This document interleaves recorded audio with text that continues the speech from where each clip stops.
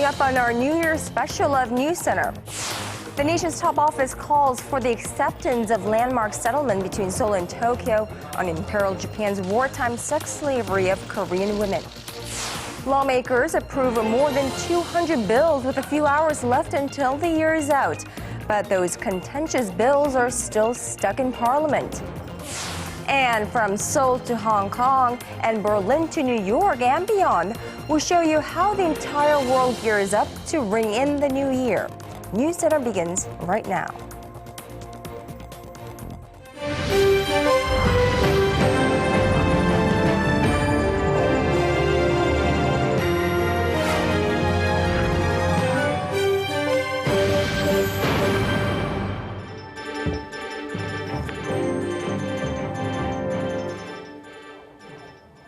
Good evening and welcome to this New Year's Eve special edition of News Center. Live from Seoul, I'm Moon. Now we're less than 2 hours away from a brand new year. Yes, it's already the very last day of 2015.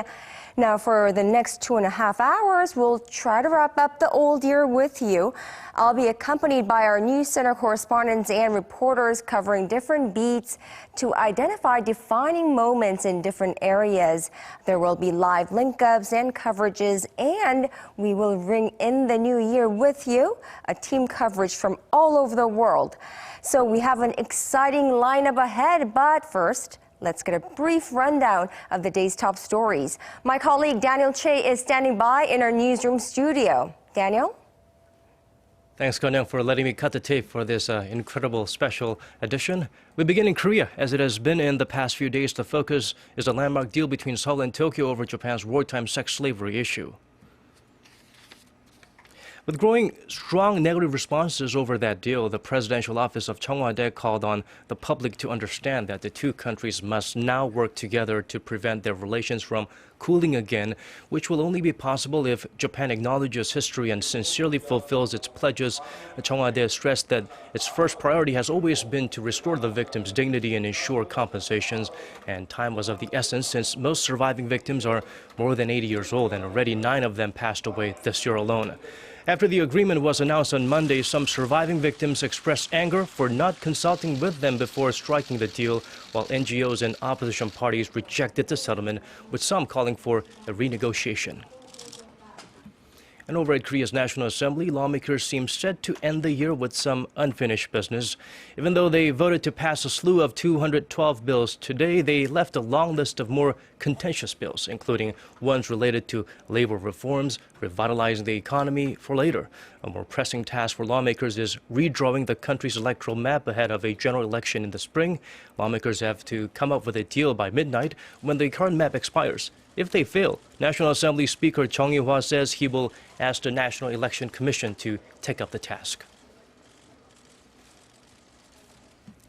President Park Geun-hye has delivered and uploaded her annual New Year's message on Facebook and YouTube. She hopes 2016 will bring the nation hope and energy in the year of the monkey, which symbolizes creation and wisdom.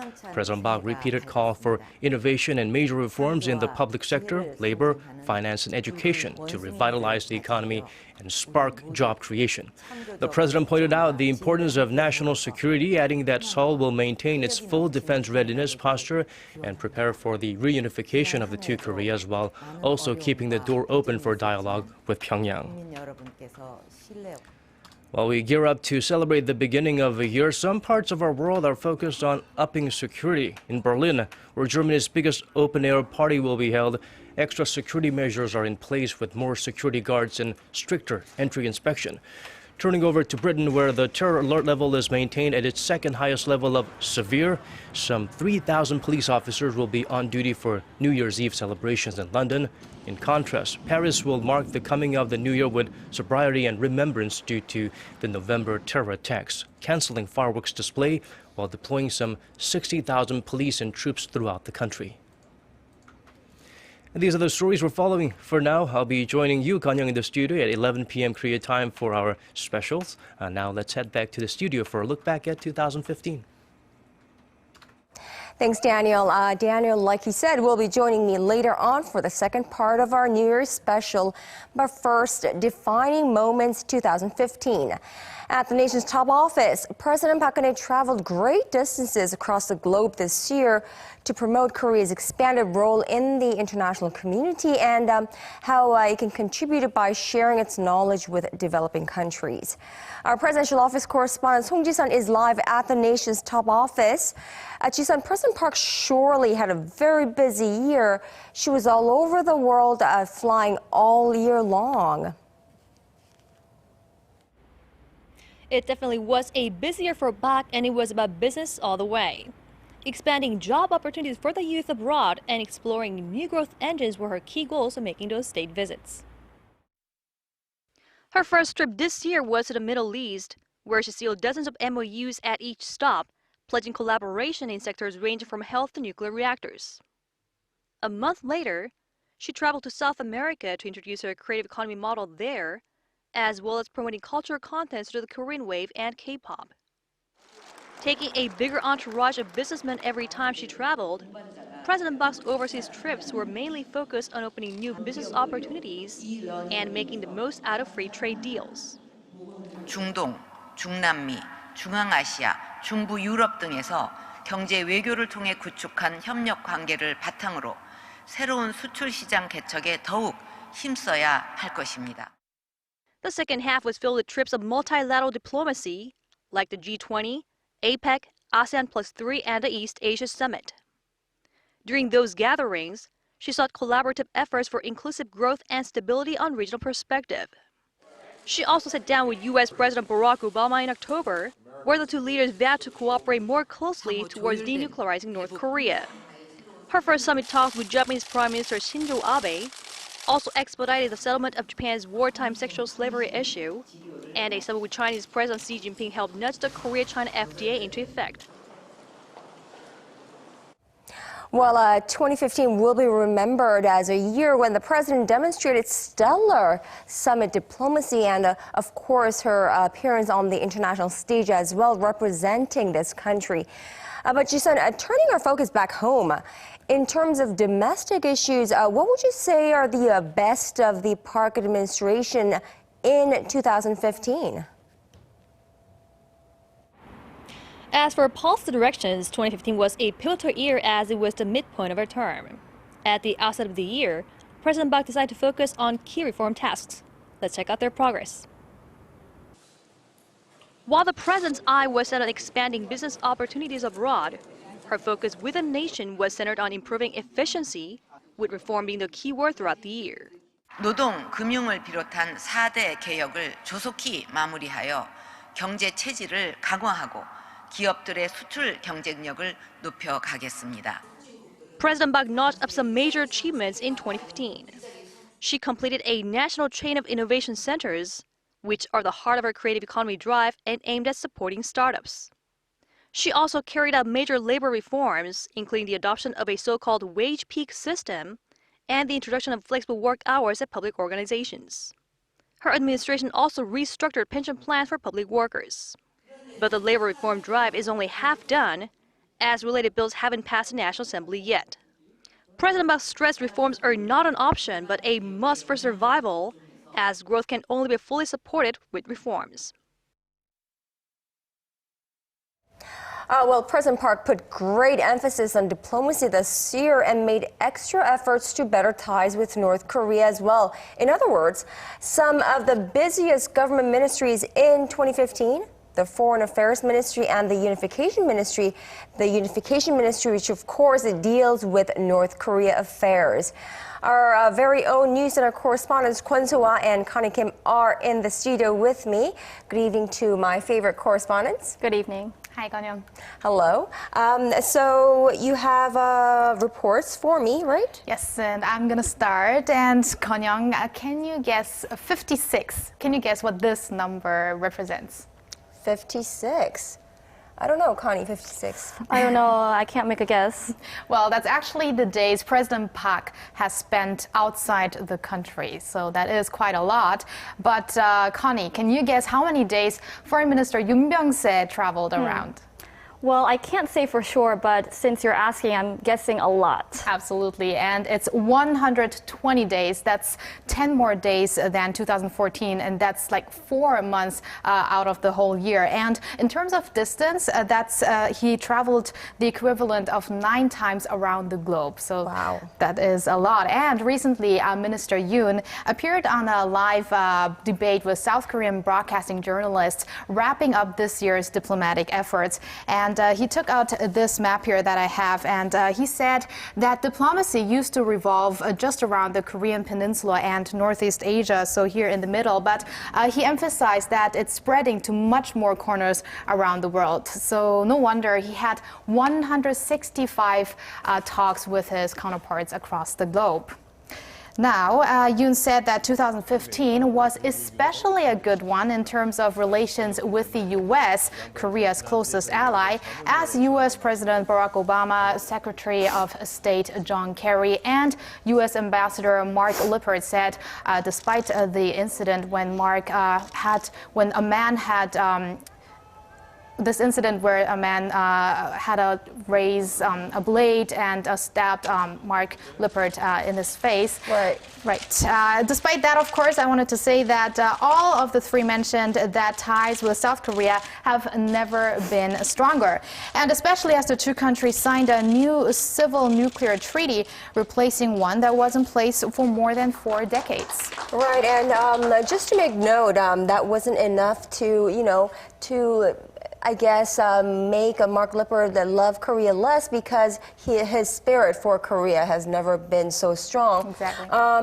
Not to say opened up, but you say about the nuclear agreement that definitely gave South Korea more room to develop, develop its peaceful nuclear developments, right? Right, Kanya, exactly.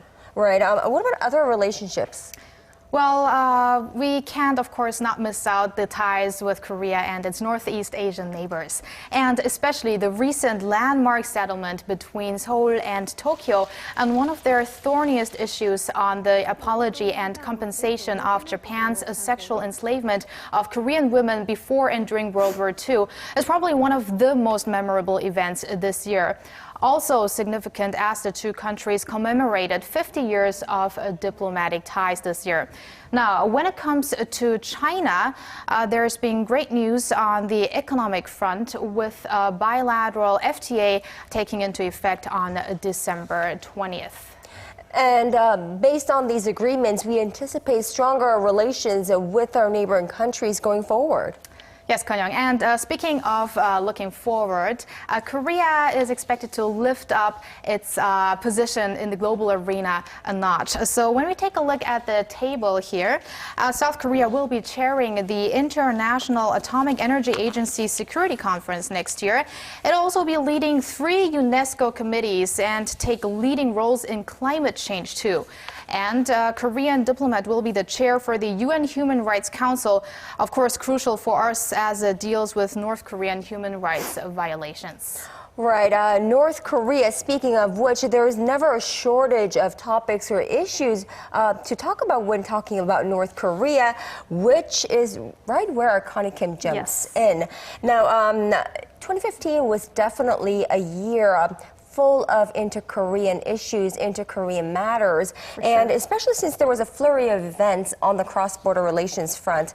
Connie, covering the Unification Ministry, what would you say is the defining moment of inter-Korean relations in 2015?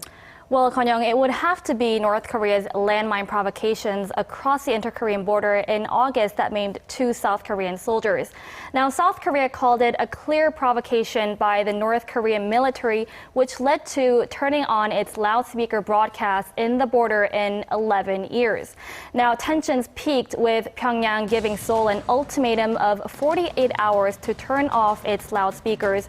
But before that deadline, North Korea proposed talks that ultimately led to South Korea turn off its loudspeakers, hold war-separated family reunions, and government-level talks.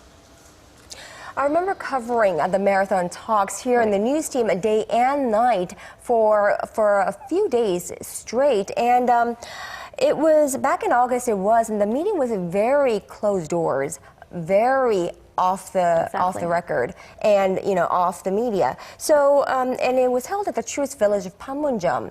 Are there any behind the scenes that we can now talk about? Definitely. Well, the high-level inter-Korean talks are labeled as a virtual summit between President Park Geun-hye and North Korean leader Kim Jong-un. Now, physically, it was 4 delegations sitting down for negotiations, but the whole proceedings were linked live by video to both the presidential office of Cheongwadae in Seoul and to Pyongyang. So although both leaders weren't present physically, the two were virtually talking to each other as the whole process was controlled and monitored. And while watching the entire negotiations, President Park and leader Kim gave orders via memo during the final stages of their agreements. Connie, it actually really seemed like there is going to be a breakthrough back then. Exactly, but unfortunately it didn't, right? Right. And should we be expecting an improved inter-Korean relations or even inter-Korean talks soon next year? Well, the answer for right now is a no. This is because Vice Minister's talks that was held this month ended with no agreement and no dates for any further meetings. Well, what cash-strapped Pyongyang brought to the negotiating table was the resumption of the long-stalled Mount Kumgang tour. Now, remember, these tours were halted back in 2008 when a South Korean tourist was shot dead by a North Korean soldier. And on the other hand, Seoul prioritized holding war-separated family reunions on a regular basis, saying the two issues cannot be dealt on a similar level. And furthermore, we can't undermine how the death of the North Korean point man Kim Yang-gun will impact inter-Korean relations. So unless the two Koreas change their stance on either family reunions or the Mount Kumgang tour, it's highly unlikely that the two Koreas are going to sit down for talks anytime soon. Right, ups and downs for inter-Korean relations in 2015, and hopefully there will be some improvements in the cross-border relations front in 2016, keeping our fingers crossed, and of course, I'm keeping my trust in you two reporters to cover the unification and the Foreign Affairs Ministry, respectively. Of course. Thank you. All right, thank you. Thank you. Thank you. Now, let's take a break from hard news for a little bit. Trending in 2015 here in Korea were a number of issues, both creative and classical. Our Lee Ji-won has defining moments 2015 in the arts, culture, lifestyle, and sports scene. This fall, Korean pianist Cho Sung-jin amazed the world. At 21 years old, he won the prestigious International Frédéric Chopin Piano Competition. These days I only play Chopin. I can see many things in the score, and so the Chopin competition helps the participant understand more about music by Chopin. News of his win was especially exciting because it was the first time a Korean won the competition. Thanks to Joe, classical music gained a lot of popularity this year. A long line formed in front of music shops to buy a recording of his winning performance, and all 50,000 copies were sold out within a week.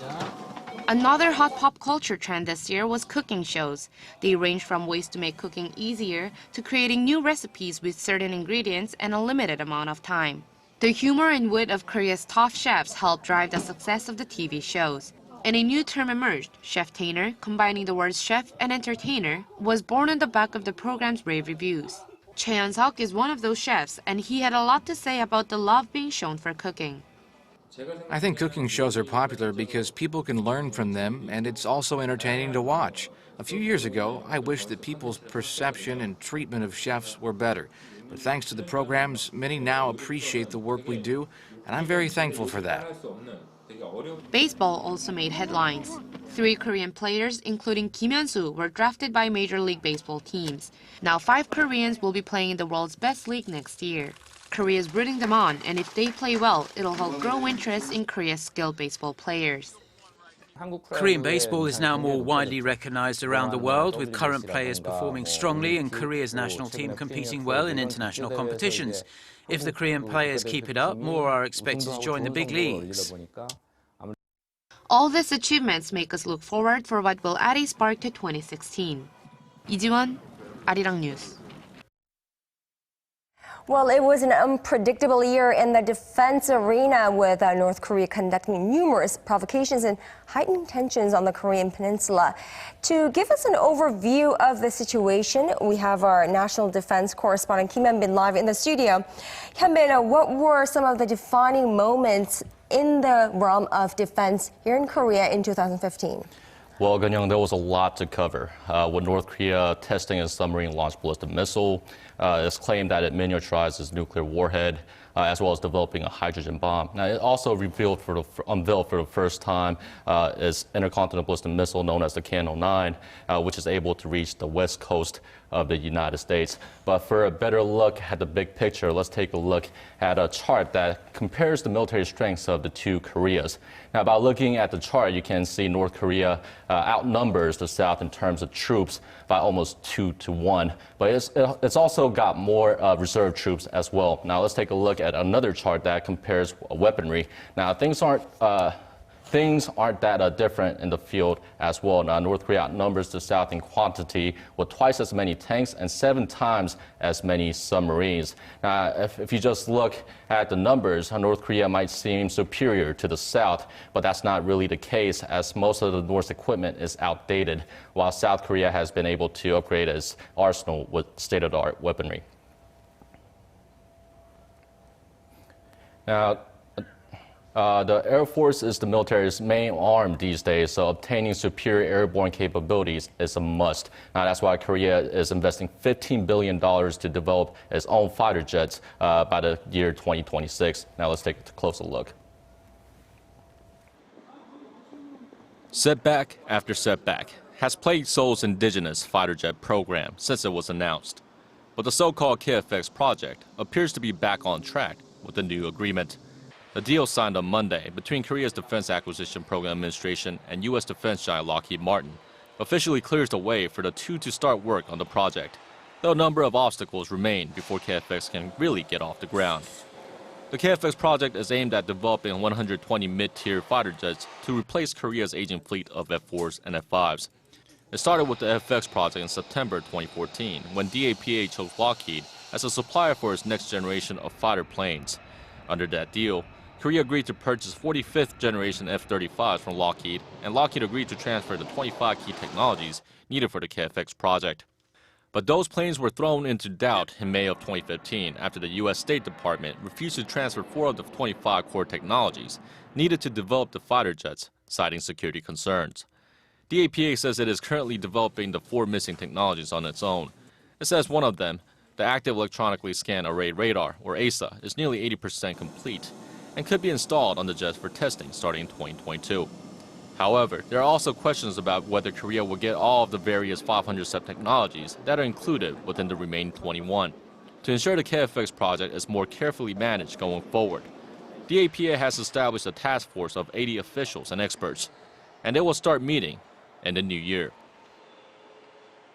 Well, Hyun-bin, I see that you have brought in some miniature figures. Now, first with this one, this is a helicopter. Yes, it is. There's more to it than that. That's the first Korean-made helicopter. It's known as the Suryeon. But what I want to focus on today is this right here. Now, this is the miniaturized version of the KFX model. Now, it kind of looks like a stealth fighter jet, similar to the F-35s, but unfortunately, it has no stealth capabilities. But the Korean government is under development of the technology, and once applied, it could acquire some semi-stealth capabilities.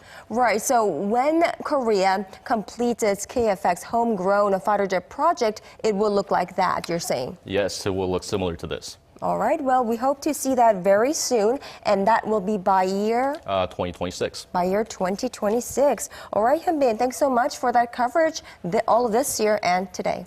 Thank you.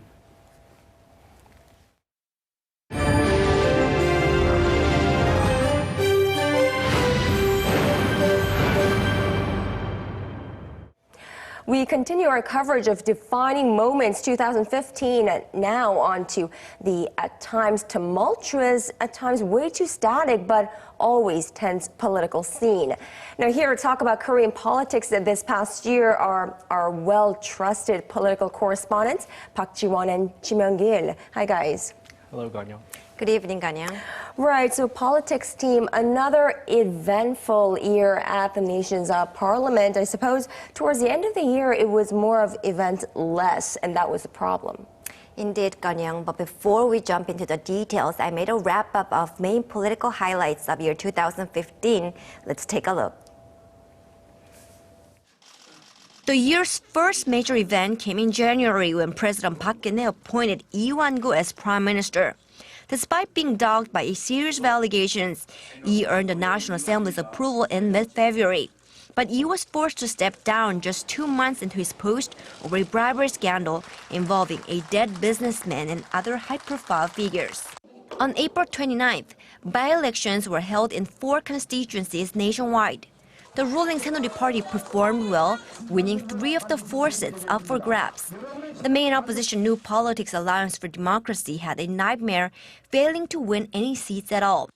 The ruling party's clear victory gave it and the conservative government a mandate to push ahead with their reform agenda.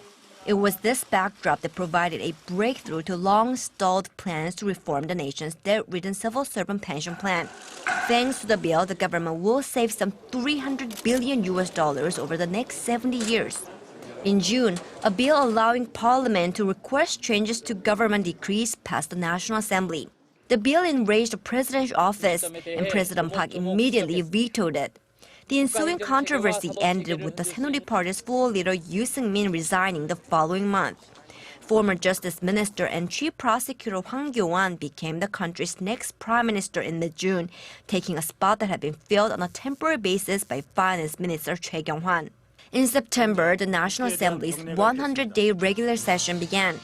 Lawmakers had a full plate of tasks to get stuck into, including redrawing the nation's electoral map, but the rival parties have yet to reach a compromise. History textbooks were in the headlines in October.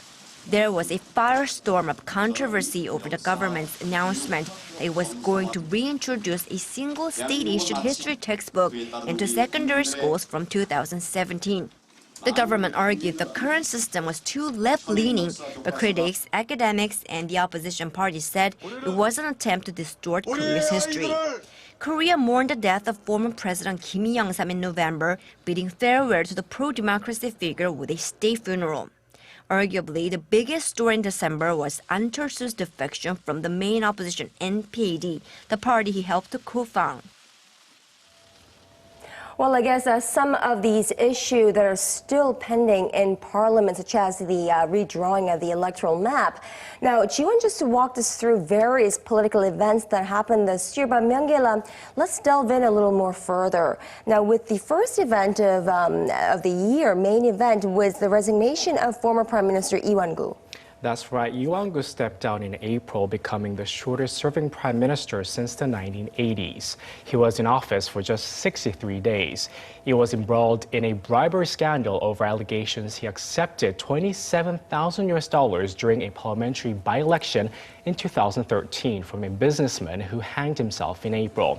The bribery list left behind Song Han-jong was a huge blow to the political realm, as it named lawmakers from rival parties and several of President Park Geun-hye's close allies. Oh, right. I guess a very unusual turn of events following this, because in July, President Park Geun-hye's relations with her governing party began to sour, and it led to the resignation of floor leader Yoo Seung-min. Yeah, that's right, Kanya. It was actually the first time she actually declared war on her own party lawmakers for their cynical political gains. Saenuri Party former floor leader Yoo Seung-min pushed the president to her limits when he passed a revision bill to the National Assembly Act, when he knew she was against it. The revision strengthened lawmakers' authority to demand a change in administrative legislation, such as presidential decrees. In June, she vetoed the bill and demanded Yoo step down, calling him a traitor who only takes care of himself. Well, some very strong words there, but even today, it seems like ties between the nation's top office and the ruling party, I guess the National Assembly as a whole, aren't too positive or too good.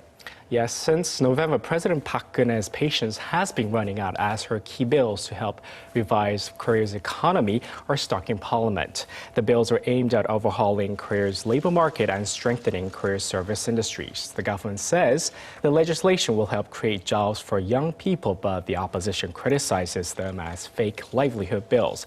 Other key bills are also in limbo, such as those designed to improve North Korea's human rights, counter-terrorism, and readjust Korea's electoral districts.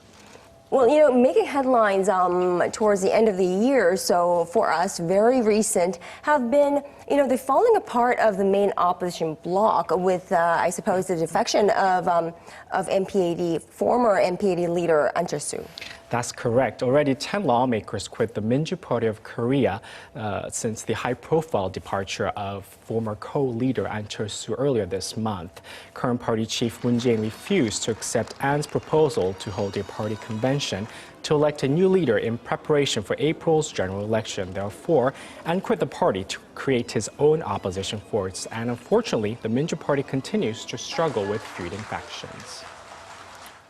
Right, Myung-gil, and another issue that we've been having in the newsroom and as an English newsroom is the fact that we weren't sure how to refer to the Democratic Party, the Deoburo Democratic Party, because they didn't have an English name up until yesterday. Yeah, that's true. Yesterday, during the general meeting, Moon Jae-in, the current chief of the Minju Party for Korea, he actually announced that he would change his name from Deoburo Democratic Party to the Minju Party for Korea. And, the opposition bloc, they're mired in a very strong factional fuse. And, we would have to see whether they'll be able to cope with, by just revamping their title of their party's name. But, we would have to see. Right, brand new name, a brand new image. So, Ji-won, tell me about your life at the National Assembly covering Parliament for the past year. Well, the life as a journalist at the National Assembly is pretty hectic because we have to watch and follow every morning meeting by both political parties, and there are some political announcements by politicians. So, it's very stressful at the same time, but looking back the whole year at this point, I guess, through this political strives and continual standoffs between the parties, all the important decisions of the country were made through the assembly. So I guess it's all very important process. Right, and also a very exciting time to be covering Parliament as a journalist. Right, and also another thing that's so hectic about the National Assembly is that there's so many committees and there's so many abrupt meetings that sometimes you would have to wait for hours and hours just to get the results. And another thing that's really painstaking is that sometimes you would have to listen to lawmakers scream at government officials, and you would have to keep on following up, like what responses the government officials will give you. And apart from that, after the day is over, issues keep on developing and developing. And when you sit down at the table to write your piece at the end of the day, you're bombarded with so much information. And this is pretty much how life is like at the National Assembly. Well, we will continue to rely on you two for full coverage of the nation's Parliament in 2016 as well. Thank you so much. Thank you.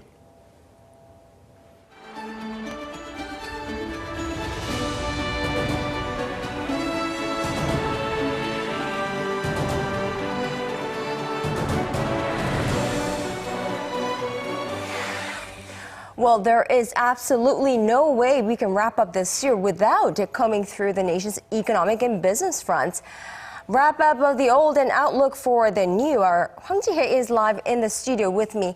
Ji, I think one of the most said and heard phrases in our economy news pieces this year is on sluggish exports, or as overseas demand slows, and those kind of phrases, but just as much uncertainty stemming from domestic economy as well. Right. So, business and economy 2015, your take?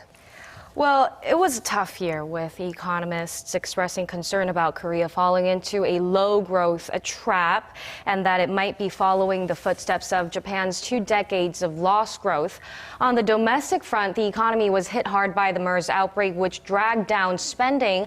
On the global front, a slumping demand, especially in China and other emerging economies, resulted in the country's exports to drop every month this year through November. The financial market also suffered from uncertainties stemming from the U.S. Federal Reserve's first rate hike in nearly a decade. Given such threats, Korea technically failed to reach a 3% range growth this year, with the official figure set to be released in January, while prices grew a mere 0.7% in 2015 from a year earlier, marking the slowest pace on record. All this came despite a record low key interest rate of 1.5% and the government's aggressive set of stimulus measures that included an extra budget worth around $10 billion. Right, but for now, let's take a look at what more grabbed headlines this year, and here's our Shin Se-min. The outbreak of the Middle Eastern respiratory syndrome not only took people's lives, but it also incurred a loss of some $8.5 billion for the Korean economy. The country's retail and tourism industry was hit the hardest, with 25% of foreign travelers canceling trips to Korea in just the first 11 days of the month of June, while retail market sales fell over 10% and department stores dipped nearly 12% compared to the previous month. To help prop up the country's economy, the Korean government carried out the Korean version of Black Friday, the largest shopping promotion campaign to date, with more than 26,000 retailers nationwide. Curtains to the Korea-China FTA parted, opening doors to an inexhaustible growth. With the bilateral trade pact, Korea's real GDP is expected to surge by almost 1% and create over 53,000 new jobs in the coming 10 years. But at the same time, the Korean government was shy on taking bold actions, as in its failure to join the TPP, the Trans-Pacific Partnership, a multinational trade pact, also known as the world's largest free trade deal. Experts say this hesitation may result in big export losses worth over $13 billion in its outbound shipments, weakening the Korean product's competitiveness in the global market. Korea's duty-free landscape took a turn with a change in its key players. Korea's retail giant Shinsegae and heavy industries conglomerate Tusan won the bid to open new duty-free stores in Seoul, and Lotte Group, along with SK Networks, a unit of SK Group, lost the bid and will have to close its duty-free stores in capital Seoul. This is after an intense competition for duty-free licenses in Korea, as the sector has become a lucrative source of moneymaker for large retailers. What started out as a family issue grew as a muddy succession battle of Lotte Group, attracting some unwanted attention from the government and the public. The prolonged power wrestle all began with the founder Shin Gyuk-ho making a surprise trip to Japan with his first son Shin Dong-ju, who acted through his father to have his younger brother fired from Korea's largest retail giant, Lotte Group. But that plan backfired as the patriarch Shin was demoted to an honorary chairman position by the junior Shin, who had gathered an emergency meeting of the board of directors of the Lotte Holdings, the holding firm of the Lotte Group. For now, the junior Shin is the chairman of the retail giant, and the rift between the Shin family still remains deep. The first internet-only banks will kick off in the coming months after Korea's financial regulator gave out preliminary approval to 2 consortia, the Kakao Corporation and KT Corporation. For the first time in 24 years, an internet-only bank will be launched, offering financial services online without an actual physical location. With the start of the fresh business, online-only banks are expected to offer higher interest rates on savings and levy cheaper rates on loans to attract customers. Kakao and KT Corporation both won their preliminary licenses to launch and operate online-only banks, beating out other participants in the bidding. Kakao Corporation, operator of Korea's largest mobile messaging app, teamed up with 10 other firms, including Kookmin Bank, to set up Kakao Bank, while the KT Corporation, the second largest mobile service provider, will roll out the K-Bank consortium. 신세민, Arirang News. Well, Ji-hye, what's even more concerning is that experts don't see conditions getting any better in the new year. Right, and many expect Korea to grow in the 2% range again this year, and that's because they think Korea's outbound shipments will remain sluggish due to slumping demand abroad. Some are even concerned about the economy facing a drastic drop in consumption in early 2016 as government measures to jumpstart spending, like major sales events mentioned earlier by Semin, will lose steam. While that could be too much skepticism, many agree that it's going to be difficult for Korea to maintain the momentum it gained in the second half through the new year. For Korea to see the effects produced from consumption like last year, the government has to spend a lot more than what it already has and lay out more aggressive measures to boost consumption. But that's very unrealistic.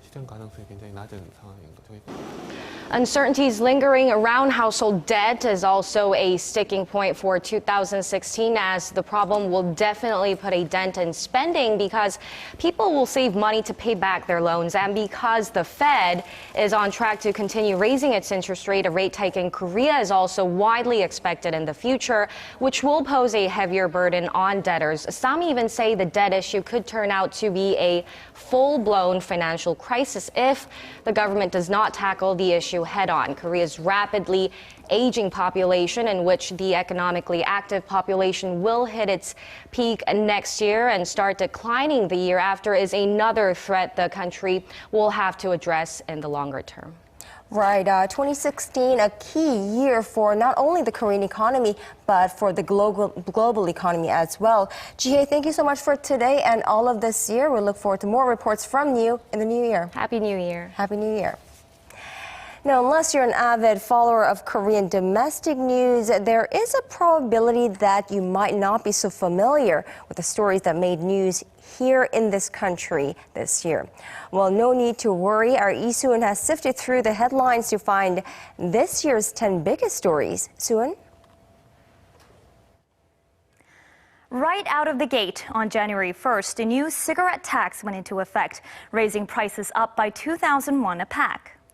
Later that month, an 18-year-old Korean teenager with the surname Kim left Korea to join ISIS. On February 11th, there was a 106-car pileup on a foggy bridge, leaving 2 people dead and 65 injured. In the same month, the Constitutional Court ruled that having an affair is no longer a crime in Korea. Since 1953, adultery had been a punishable criminal offense with a maximum sentence of 2 years in jail.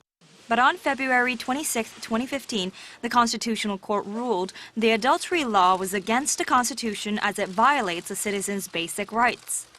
But that doesn't mean there's no longer a penalty for adultery. The spectrum of acceptable evidence has widened to include more indirect evidence, like records of text messages, phone calls, photo attachments, and credit card bills. The next big story on March 5th was the attack on U.S. Ambassador to Korea, Mark Lippert. The ambassador had cuts to his hand and face, but the injuries were not life-threatening. In April, businessman Sung Wan-jong committed suicide, leaving a memo in his pocket listing 8 high-profile politicians who he argued had accepted bribes from him. That same month, lawmakers passed a bill making security cameras mandatory at daycare centers after several reports of child abuse at local centers.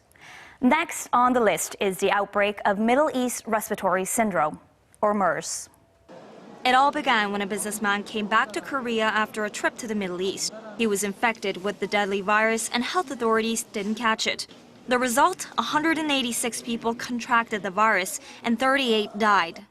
MERS also revealed a hole in Korea's quarantine network and raised discussion about the Korean custom of having family or hired caregivers in hospital rooms to look after patients. In Korea, 6-person hospital rooms are the norm and the patient beds are very close to each other. On top of that, caregivers who don't have professional knowledge of infections move among the beds all day, during which time they also go out and interact with others. Infection control is fundamentally impossible in this environment. The Korean government formally declared an end to the MERS outbreak on December 23rd, though there are still 2 people with MERS who are in the hospital in stable condition. On November 14th, tens of thousands of protesters came out to central Seoul to rally against the government's labor reform plans and its plans to retake control of history textbook publishing. On December 3rd, the Justice Ministry announced its plan to replace the existing bar exam system that began in the 1970s with a new Western-style law school system. It would be put off until 2021. The move drew strong objections from people who want the bar exam system kept.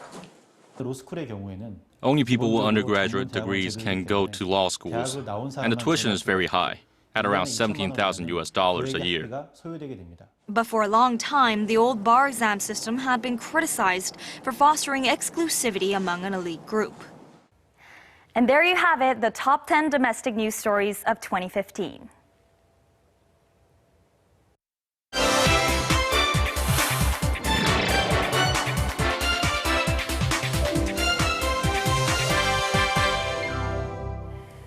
The terrorist attacks in Paris this November have had a lasting effect on France and beyond. Bruce Harrison is live in the studio with me to recount some of the biggest world news of 2015.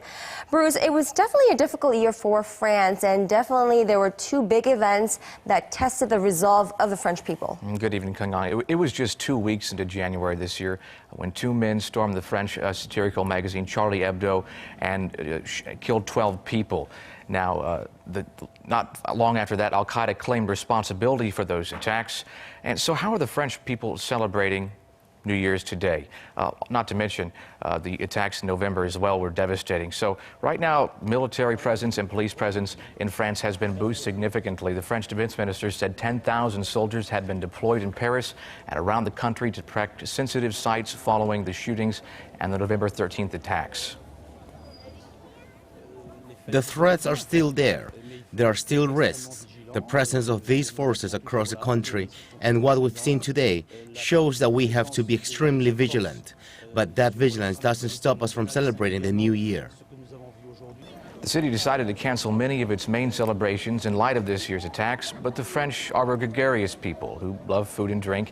And despite the security and lingering threats, they'll be out on the streets of Paris, even if the mood is somber. Refugees flooded into Europe this year in one of the largest mass movements of people in history. They fled war and poverty with little more than some belongings on their backs, all hoping for a new start. The United Nations announced this month that more than 1 million refugees had entered the European Union this year, and said the record number is the result of an unprecedented level of disruption around the world. German Chancellor Angela Merkel has been praised for open-door policies on resettling refugees. She told the German people in her New Year's Eve address that the crisis can be seen as an opportunity. Dear citizens, it's true, we live in challenging times. But it's also true that we can do this, because Germany is a strong country. UN High Commissioner for Refugees Antonio Guterres reminded earlier this week that refugees shouldn't be blamed for the terror as they risk their lives to escape. And the outlook for the crisis in 2016, well, the UN Refugee Agency expects arrivals to continue at a similar rate next year, but some experts say it's really impossible to predict the rate of flow because of the Syrian war and other developing situations regarding border protection in the European Union.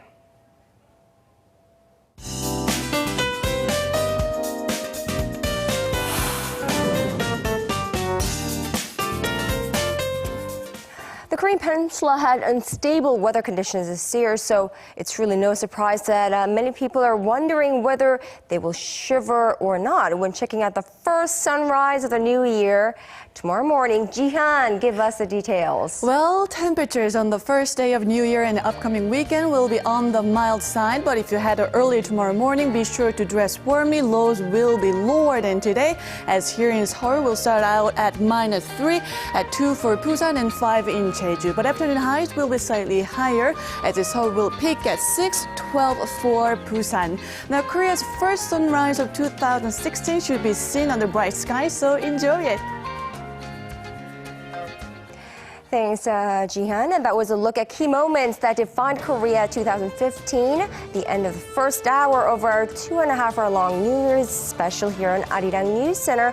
But don't go away. I'm going to be back with my colleague Daniel Che in about 10 minutes.